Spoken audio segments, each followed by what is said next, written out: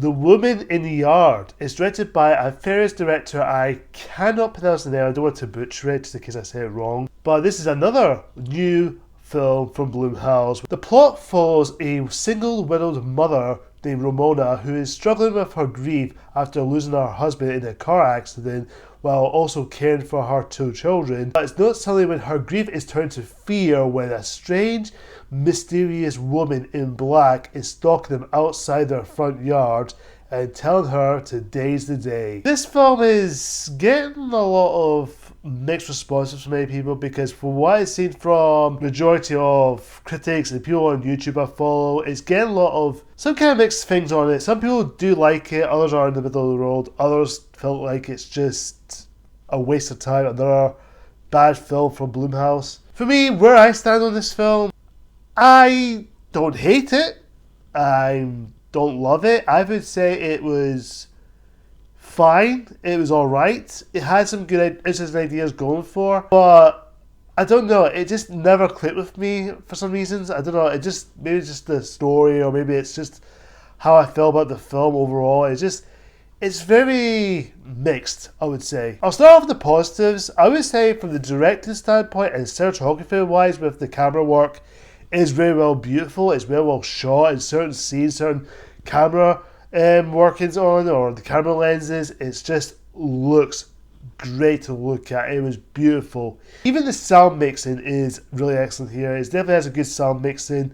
The acting all around is solid. I think everyone, especially the main lead, the mother, who's actually really good here. I can't remember the actress who plays Ramona, but she was really good. She's definitely one of those characters. She definitely have an arc in this film about her losing her husband in a car accident. You do see her feeling that grief, but as the story progresses on, you start to see more the story goes into her grief and her depression, which does tackle the themes of depression and also grief and loss, which I do admire this film is going for that story with this character and their situation in this household, especially with her two kids, or especially I think it's the oldest son, is trying to figure out what happened because there's some things that her mother is holding back or something. She's kind of holding back her own grief. Of course, we do see the scary woman in the yard, or the woman in black, as people call her.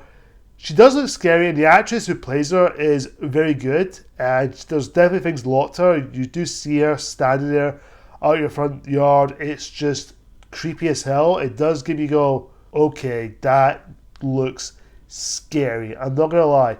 There were a couple of times I did get shivers down my spine. There were a couple of times I was like, oh boy, this means trouble. I will admit, the atmosphere for this film is really good, and there are some good aspects going for it.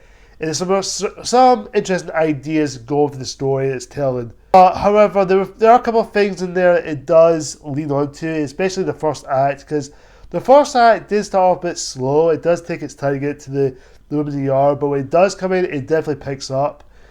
But I think the film is trying to be two different endings, because if you watch like the last half, we get to the climax, it's just somewhat there, but then it cuts to that bit, it does feel like it's two different endings, if you get what I'm saying, because it felt like there's just two endings. It must have filmed one, like that ending is also an alternate ending, so I think there's a certain endings that just doesn't really click well with me. I don't know if I'm saying this right, but it just doesn't really have that strong emotional impact that came before it, because there was a strong emotional impact with the mother's character arc, which it does pay off for certain aspects of the story, but when that came along, it kind of felt like it's just brush it off. But again, I can see where this is coming from. There's definitely some interesting ideas. I think most people are going to be left questioning, because there are people who will talk about this in spoiler discussions or certain aspects of the plot. I see this as a potential cult following, or maybe this film